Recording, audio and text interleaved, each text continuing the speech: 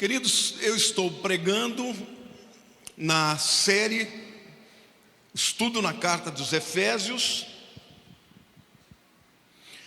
É uma série de uma pregação expositiva e significa que todos os versículos serão abordados do primeiro ao último versículo do livro. Hoje nós estamos no quinto estudo e o tema aqui da mensagem vai ser dado no capítulo 2, versículos de 1 a 5. E o tema da mensagem de hoje é o dom de Deus. Então você que está conosco pode nos acompanhar não só hoje, mas também pegar os estudos anteriores que estão tanto no meu canal do YouTube, Lamartine Pozella, quanto também no da IA Church. O dom de Deus, primeira parte. Queridos, o capítulo 2 de Efésios é o capítulo que fala de uma forma extraordinária sobre o maior presente de Deus para a humanidade, que é a salvação. E quando Paulo apresenta este presente, este dom, ele apresenta de uma forma a deixar bem claro: somente Deus poderia dar esse presente para o homem. O homem não tinha nenhuma capacidade para adquiri-lo por si mesmo. Isso se chama graça. E Paulo também deixa claro que este dom, esta dádiva, é um ato soberano de Deus. Eu queria pedir para tirarem um pouco do eco aqui, está um eco terrível aqui para mim, viu? Aqui do palco, por favor. Então esse presente é um presente que vem da soberana vontade de Deus. Nós não merecemos e jamais conseguiríamos recebê-lo pelo nosso mérito ou pelo nosso próprio esforço.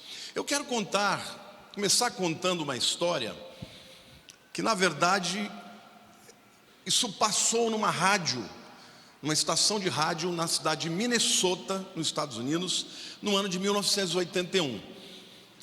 É uma história real e que reflete de uma maneira muito interessante o que é a salvação.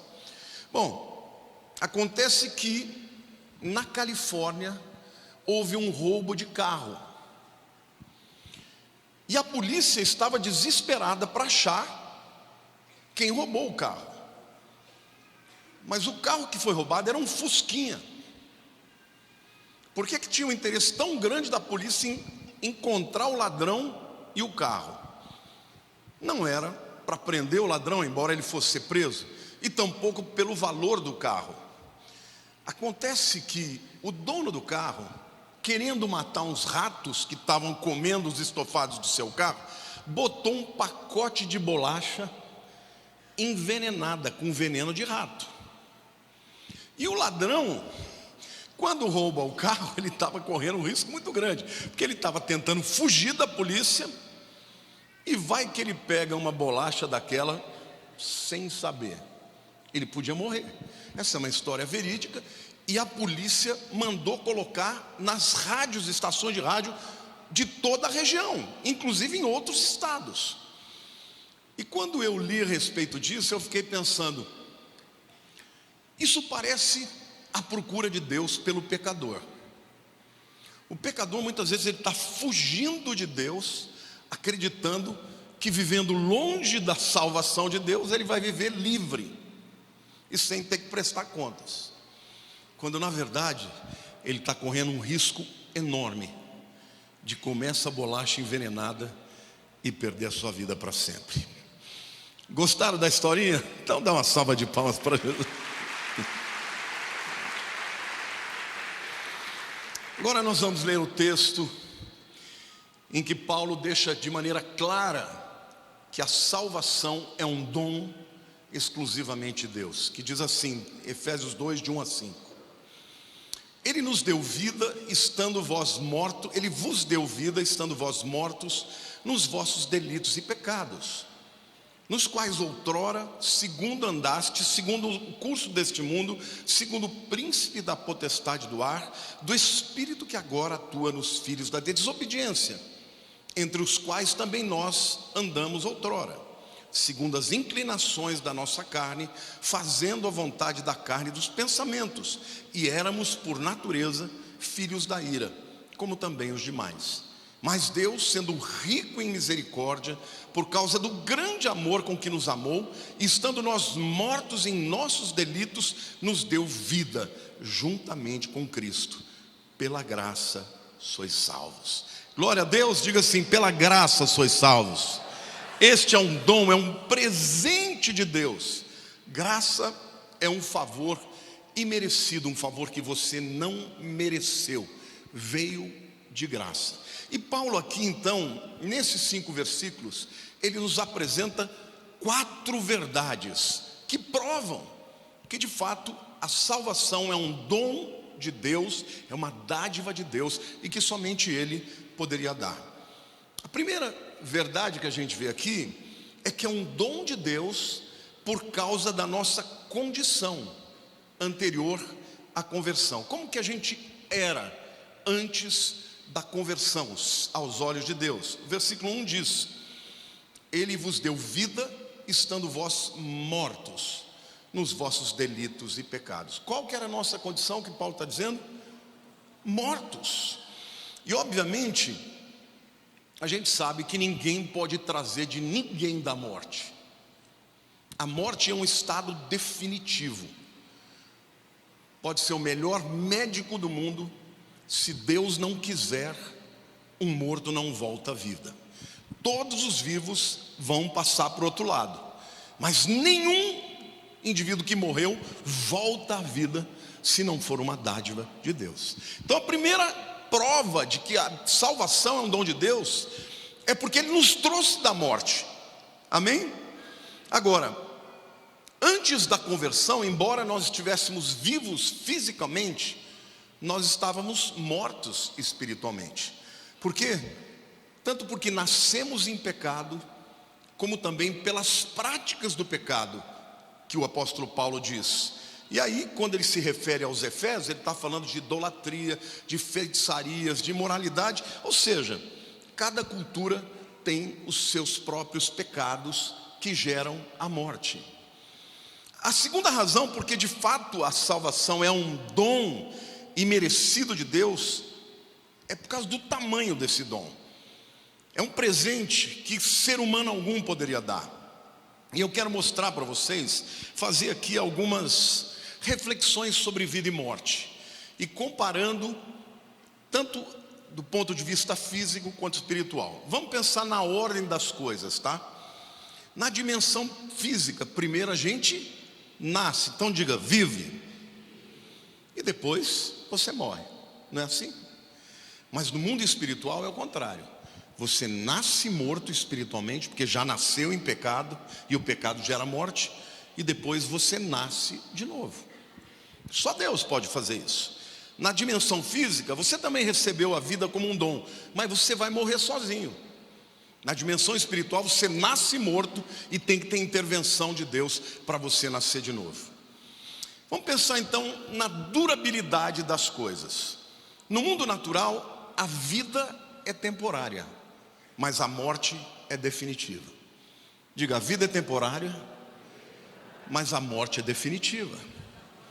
No mundo espiritual é o contrário. A morte é temporária e a vida eterna é definitiva. Você pode aplaudir o Senhor?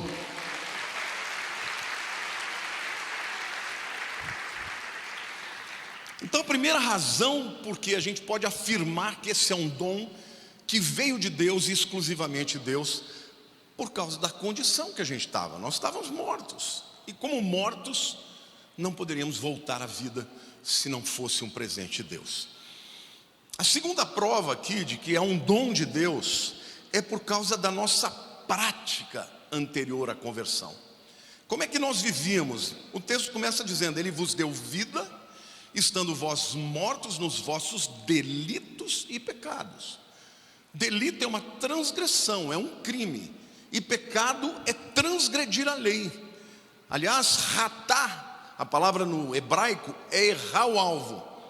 Você atirar uma flecha e não pegar nem naquele círculo maior, passar longe, né? No versículo 2 diz, nos quais andastes outrora, segundo o curso deste mundo, segundo o príncipe da potestade do ar, do espírito que agora atua nos filhos da desobediência. Algumas coisas interessantes para dizer aqui. Paulo está falando de um estilo de vida que os indivíduos que estavam mortos têm. Que estilo de vida é? Viver de forma reprovável, irresponsável, sem se preocupar com a vontade de Deus. E o tempo aqui utilizado no auristo é um tempo passado. Vocês andavam assim antes de vocês nascer de novo.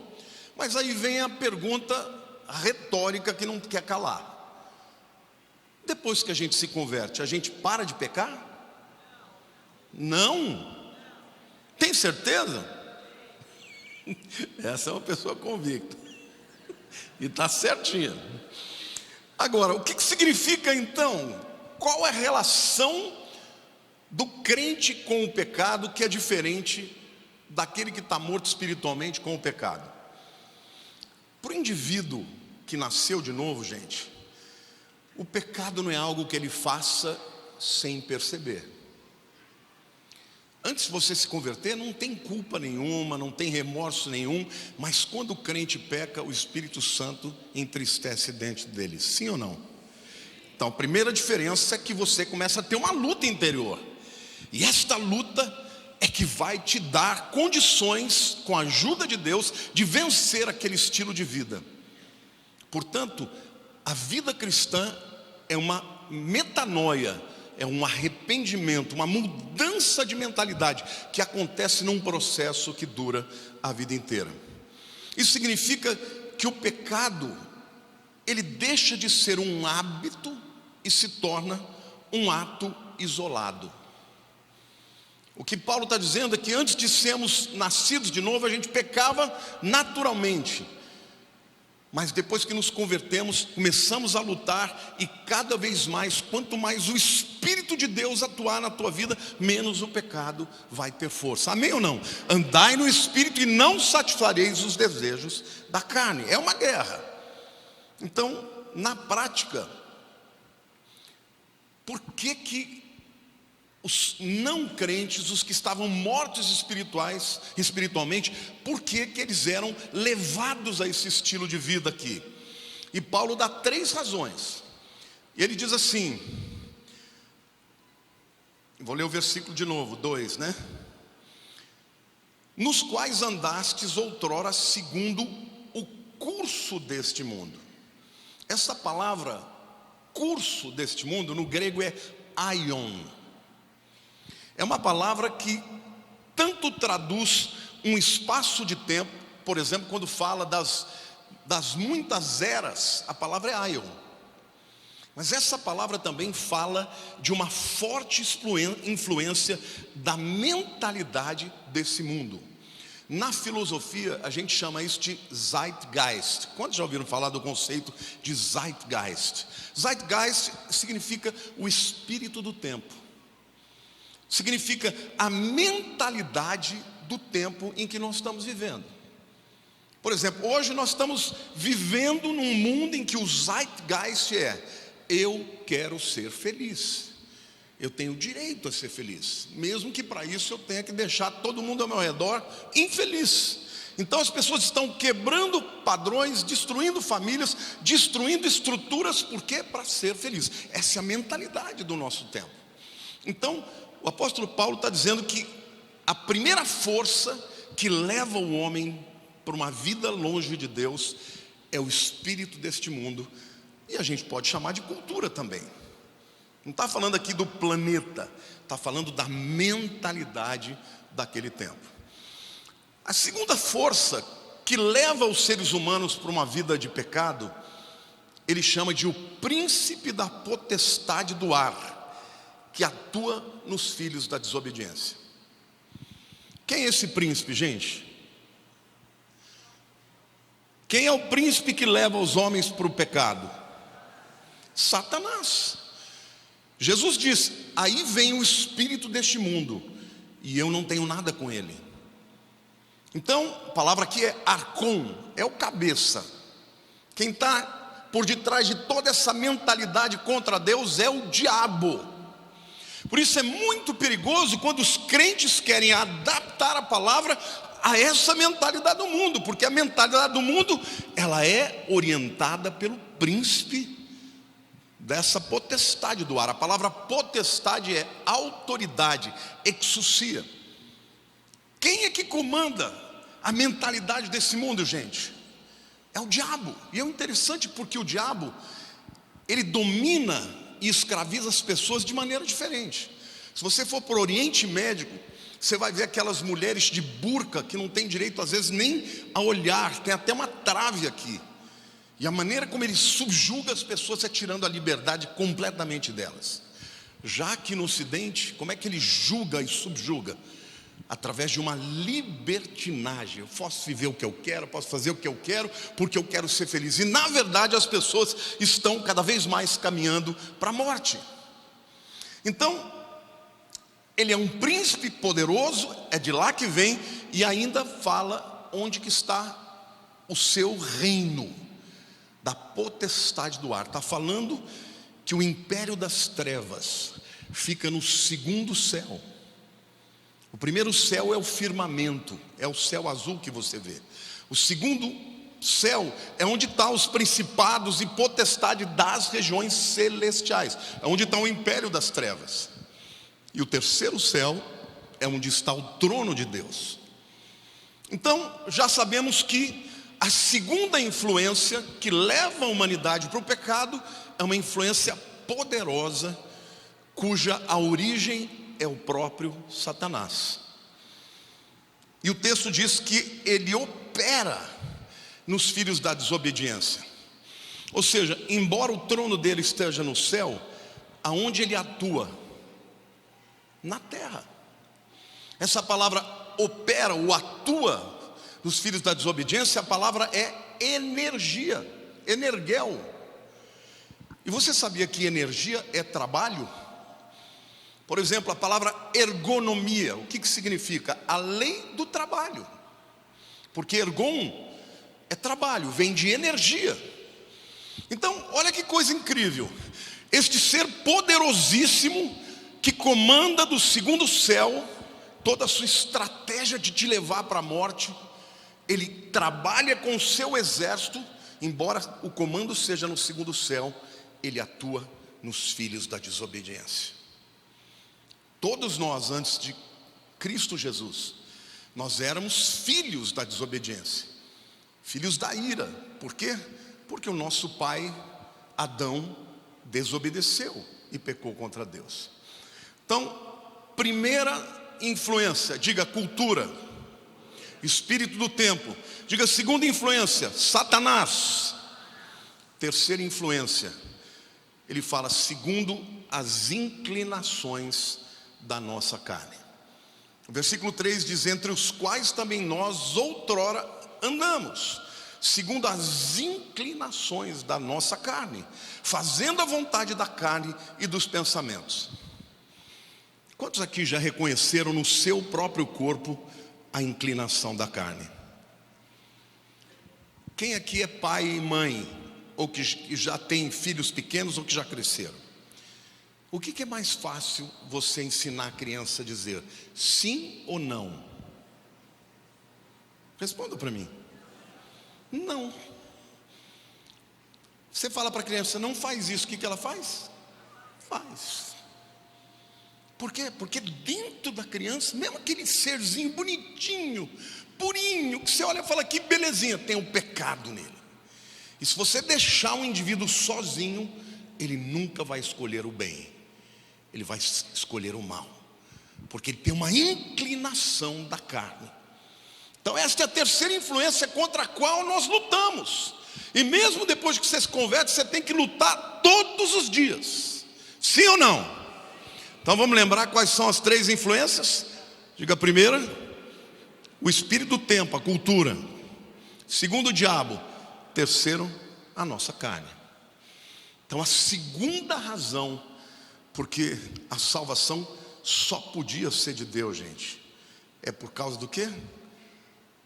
É um dom de Deus por causa da prática da nossa vida anterior à conversão. Ou seja, Você não merecia, eu não merecia, nenhum de nós merecia. Se Deus fosse olhar alguém e falar, não, esse cara é bacana, eu vou salvar ele porque ele é legal, não ia ter ninguém.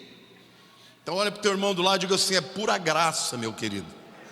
É só graça, você que está me vendo aí também, dá um glória a Deus aí. Diga, obrigado Jesus, porque é pela tua graça. É importante você lembrar disso, porque tem gente que começa a caminhar na vida cristã e começa a se achar.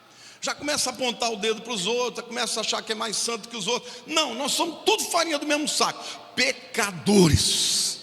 Amém ou não? Você tem que ter essa consciência. Deus te tirou do império das trevas e te levou para o reino do Filho do seu amor pela graça. Pela graça. Não é mérito teu, é dom de Deus, é graça de Deus. Amém? Dá um glória a Deus aí, porque esse é o maior presente que você pode receber de Deus. A terceira razão porque Paulo prova que a salvação só pode ser uma dádiva, um dom de Deus, é por causa da nossa natureza anterior à conversão. Primeiro, ele fala do nosso estado, estávamos mortos, da nossa condição. Depois, por causa das nossas práticas, andávamos em pecado. E ele mostra as influências. A terceira razão é por causa da natureza, o que nós éramos na essência. E o versículo 3 diz, entre os quais também todos nós andamos outrora segundo as inclinações da nossa carne, fazendo a vontade da carne e dos pensamentos, e éramos por natureza filhos da ira, como também os demais. Agora, o que significa filhos da ira? Na Bíblia, essa é uma metáfora. É óbvio que se você olhar do ponto de vista literal, quando você fala filho de alguém, você está dizendo a origem daquela pessoa, sim ou não? Eu sou Lamartine Pozella, filho de Lendos de Pozella e Rosa Carnevale Pozella. Esses são os meus genitores, quem me gerou. Mas quando a Bíblia fala de filhos da ira, ela está usando uma metáfora para explicar a natureza, vamos dizer, intelectual, emocional, espiritual e até mesmo operacional de um indivíduo. Eu vou mostrar isso para vocês na própria Bíblia. Vocês sabiam que Tiago e João, os dois discípulos, eram chamados de filhos do trovão? Quantos já ouviram falar por isso? E por que eles foram chamados de filhos do trovão? Porque um dia eles estavam passando com Jesus em Samaria. Os samaritanos não quiseram recebê-los, expulsaram. E João e Tiago falaram para Jesus, Senhor, se o Senhor quiser, eu posso mandar cair fogo do céu para cima deles. Quer dizer, eles não eram capazes de fazer, mas me dá esse poder que eu acabo com a raça deles. E Jesus falou, vocês não sabem a que espírito vocês servem? O Filho do Homem não veio para julgar, mas para salvar. Mas foram chamados de filhos de trovão. Por quê? Porque eles queriam mandar raio na turma.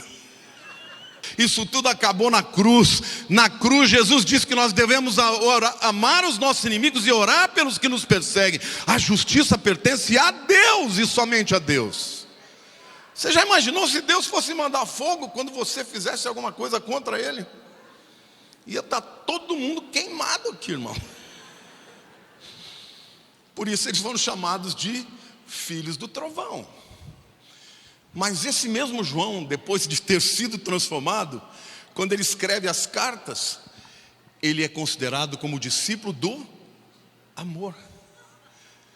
E aí ele fala, filhinhos, chama todo mundo de filhinhos, eu te amo, o amor de Deus, quem não ama o seu irmão não ama a Deus. Só Deus pode mudar a natureza de uma pessoa. Mas a nossa natureza é que nós éramos filhos da ira, porque nós viemos de uma cultura de ira, irmãos. Quando Adão pecou, seus dois primeiros filhos tiveram um problema, e Caim matou Abel. Filhos da ira. Então a nossa natureza era uma natureza reprovável, e ainda assim Deus decide nos dar salvação. Por exemplo, você sabia que Barnabé era chamado na Bíblia de filho da consolação? Por quê? Porque Barnabé era manso. Porque Barnabé era um encorajador. Quando o apóstolo Paulo, gente, se converteu, imagina, o camarada mandava matar os crentes. Aí aparece ele lá como convertido. Todo mundo está falando, isso é pegadinha. Esse cara vai dar um golpe na gente. E Barnabé, não, gente, ele se converteu mesmo. Ele era assim, ele tinha esse jeito de reconciliação. Na primeira viagem saíram Paulo, a primeira viagem missionária, saíram Paulo, Barnabé e João Marcos, o que escreveu o livro de Marcos da Bíblia.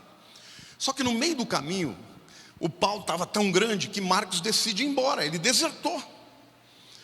Eles terminam a primeira viagem, quando vão para a segunda viagem, aparece lá o João Marcos, fala, eu vou também. Paulo fala, não, você é desertor. Aí Barnabé, Paulo, vamos levá-lo, ele se arrependeu. Não, comigo não vai, e o pau comeu. A ponto de Paulo e Barnabé se separarem. Por quê? Porque Barnabé era o filho da consolação, e Paulo era o que queria olho por olho, dente por dente. Era crente, tinha sido mudado, pero no mucho. Mas de novo, quando o Espírito Santo trabalha na vida de alguém, a natureza dele muda.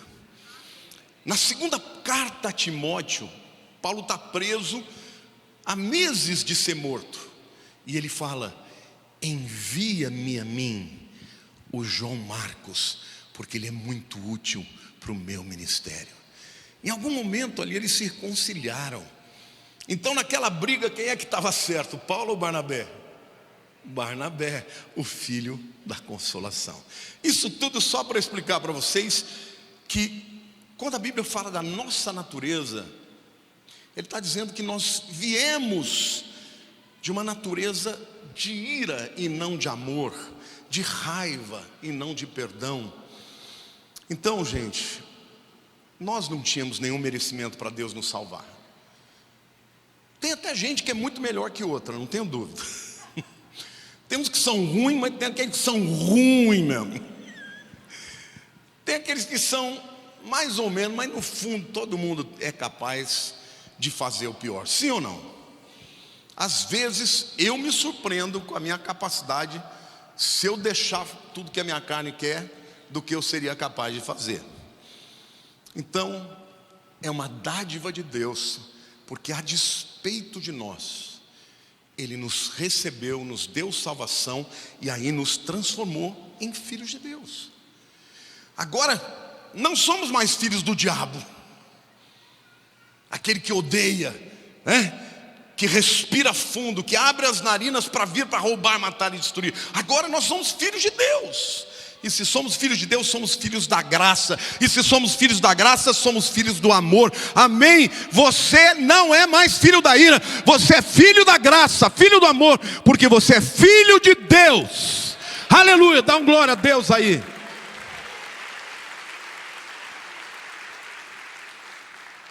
Então, é muito lindo a gente saber que Deus nos aceitou a despeito da nossa natureza, a despeito da nossa condição de mortos, a despeito da nossa prática de pecados e delitos, a despeito da nossa natureza, filhos da ira.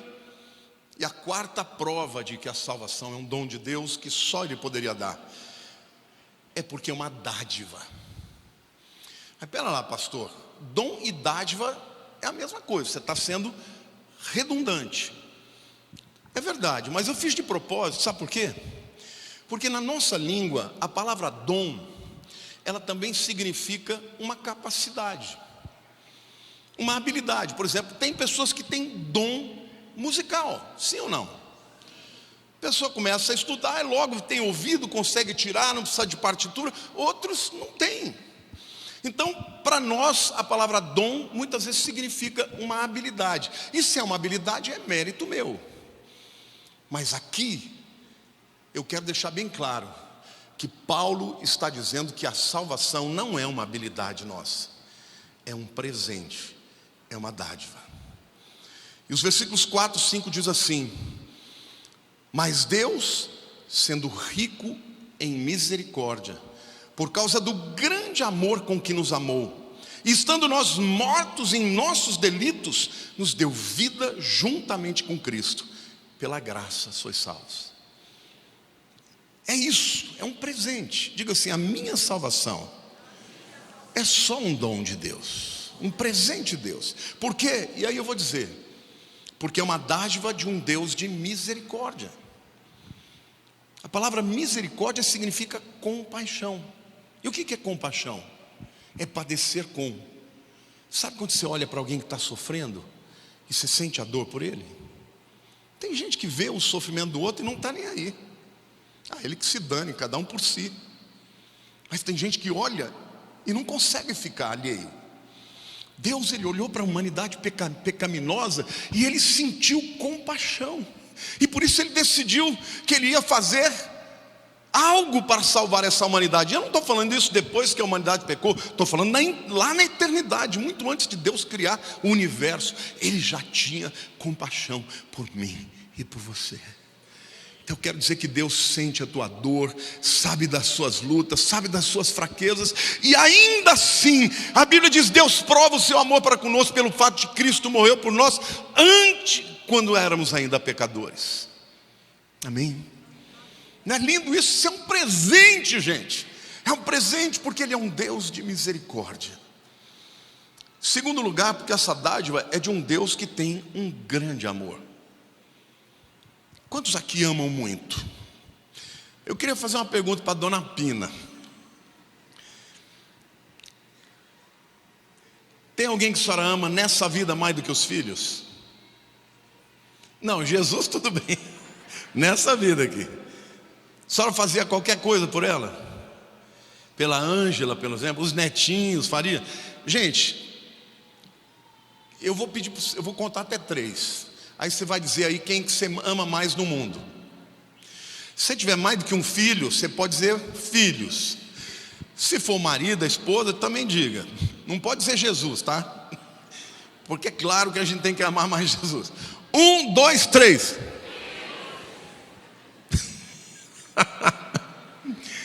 E o teu amor é grande por essa pessoa? Que tamanho que é? Quando a Érica era pequenininha, ela perguntava: pai, que tamanho é o seu amor por mim? Eu dizia: até a lua e volta 800 vezes. Porque ela não ia saber, né, o quanto que era tão grande, mas lua ela via ali, que era longe. Mas o amor que nós temos não se compara. A Bíblia diz que Deus o amou ao mundo de tal maneira que Ele deu seu Filho unigênito para que todo aquele que nele crê não pereça, mas tenha a vida eterna. Glória a Deus. O amor dele foi completo. O amor de Deus foi o amor do sacrifício, irmãos. É o amor de ter dado aquilo que era mais caro.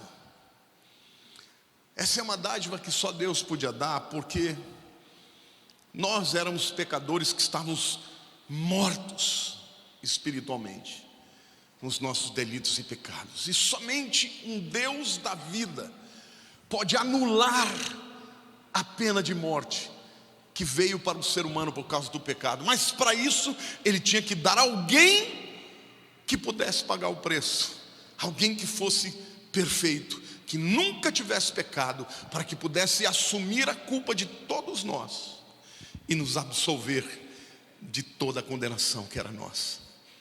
Por isso é um presente que Deus deu através de Jesus. E o quarto aspecto aqui da dádiva de Deus é que é uma dádiva conjunta, de pai e filho. Ele diz: mas Deus, sendo rico em misericórdia, por causa do seu grande amor com que nos amou, estando nós mortos em nossos pecados, nos deu vida juntamente com Cristo. Deus tem todas as coisas. Inclusive o Filho de Deus, Jesus, era filho dele.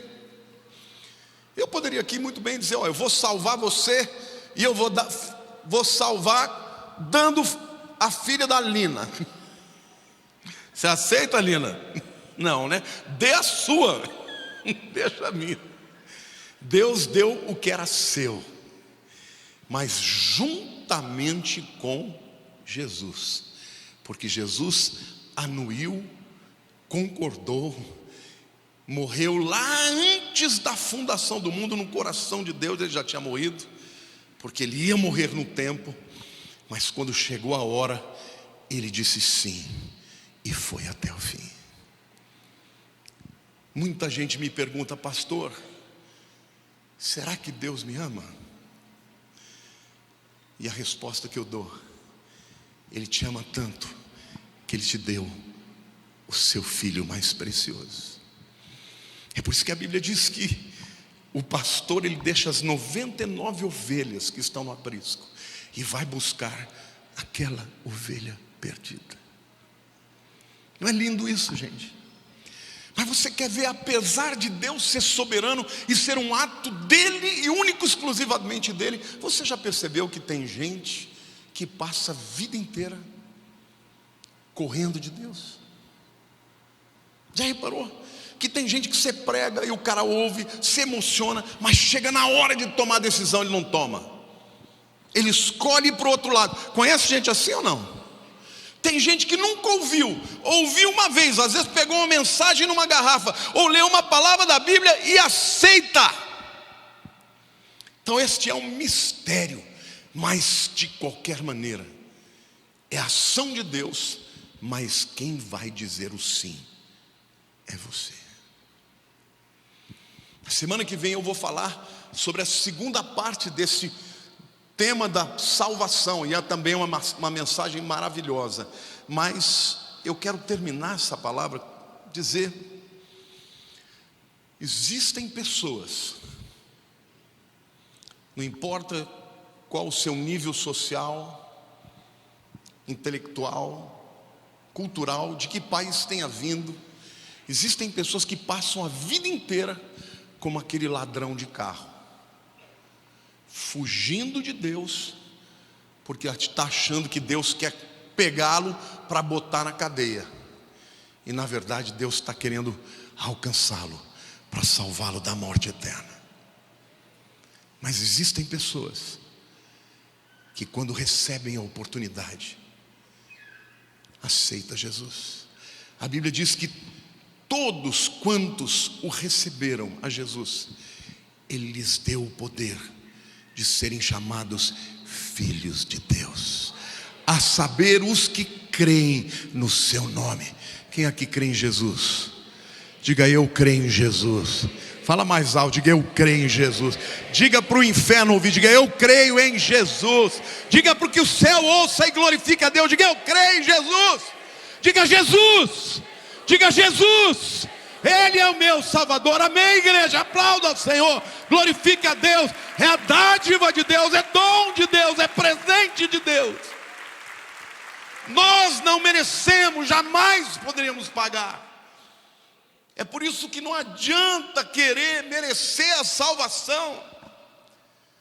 Você pode subir as maiores escadas do mundo ajoelhado, e você não vai merecer a salvação. É pela graça. É você chegar na presença de Deus e dizer: Senhor, eu sei que eu sou um pecador, eu sei que eu preciso do teu perdão, mas eu sei também que Jesus morreu por mim, e eu o aceito, eu o recebo como meu Senhor e meu Salvador. É um presente, querido. Basta receber. Você não precisa pagar, já foi pago. E o lindo de Deus, que Deus sempre deixa o melhor para o fim. Quando Jesus fez a transformação da água em vinho, o sommelier lá da festa disse: todo mundo serve o primeiro vinho melhor e deixa o pior para o fim. O povo está com a cara cheia, nem lembra mais se é bom ou ruim. Mas esse deixou o melhor para o fim. Satanás tentou destruir o plano de Deus de ter comunhão com a humanidade, introduzindo o pecado. Mas o que Deus fez no fim foi dar ao homem a vida eterna. E, queridos, quando você fechar os olhos nessa vida, você nunca nunca mais vai estar afastado de Deus. E o pecado nunca mais vai ter poder sobre a tua vida. E a condenação eterna nunca mais estará sobre você. Porque lá no céu tem um intercessor por mim e por você, Jesus Cristo diante do Pai. Quando Deus olha para você, Ele não vê os seus pecados, Ele vê o sangue de Jesus que nos cobre de todos os pecados. Amém, querido? Você pode glorificar a Deus? Aplauda o Senhor, glorifique a Deus. Glória a Deus aí, meu irmão. Glória a Deus. Essa é a graça, é graça, é graça, é graça, é misericórdia. Mas eu quero pedir que você feche os seus olhos agora.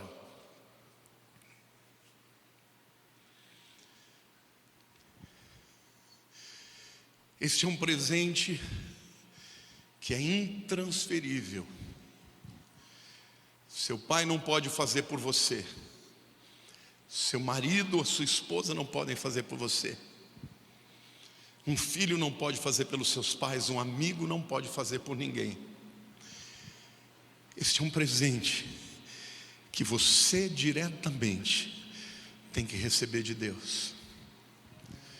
Então, se hoje você entrou aqui e você não tem certeza, pode ser que você seja uma pessoa que ama o convívio da igreja, pode ser que seja uma pessoa que até goste de ouvir os cânticos, ouvir a palavra, mas você ainda não se entregou verdadeiramente para Jesus.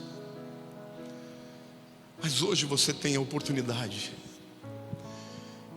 de chegar diante de Deus e dizer: Senhor, eis-me aqui. Eu não quero partir dessa vida sem ser nascido de novo. Eu não quero mais ser o filho da ira, eu quero ser filho de Deus. Por isso eu quero entregar minha vida para Ti e quero receber a dádiva de Cristo, da salvação. Se você está aqui hoje e quer fazer essa entrega, não deixe para amanhã. Faça isso hoje. Eu vou orar por você. Você que está me vendo pela internet, mas você que está aqui também. Eu peço que aumentem um pouco as luzes para que eu possa enxergar. Se você quer entregar o seu coração para Jesus, levante a sua mão onde você estiver e eu vou orar pela sua vida em nome de Jesus. Graças a Deus. Fique com a sua mão levantada. Há mais alguém aqui? Graças a Deus. Há mais alguém? Graças a Deus, graças a Deus. Por favor, saia do teu lugar, venha aqui tomar uma decisão no altar. O altar é o lugar de transformação. Saia do teu lugar, venha aqui. Hoje é dia de um novo nascimento. Hoje é dia em que você vai ser recebido pelo Senhor como seu Salvador. Pode sair, aplauda a igreja. Hoje é dia de salvação. Hoje é dia de novo nascimento. Você que está nos vendo pela internet, você pode colocar o seu celular aí nesse QR Code e também fazer essa oração comigo. Por favor, entre, vem cá. Não tenha vergonha, querido. Se você está sentindo Deus te chamar, venha. Venha, porque é um presente, é para você. Aleluia. Põe a mão no coração, por favor, fica um pouco mais espalhado aqui. Põe a mão no seu coração e diga assim: Senhor Deus, eu quero receber o presente da salvação. Eu sou pecador e eu preciso de Jesus. Obrigado porque eu sei que eu não mereço, mas ainda assim o Senhor mandou o seu Filho para morrer no meu lugar.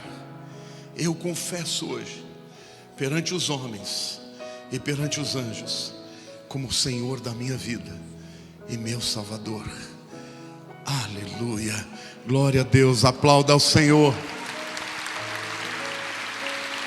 Eu vou pedir para vocês acompanharem os diáconos, eles vão fazer uma oração com você de imposição de mãos. Parabéns por essa decisão, gente. Deus abençoe. Por favor, siga aqui os diáconos.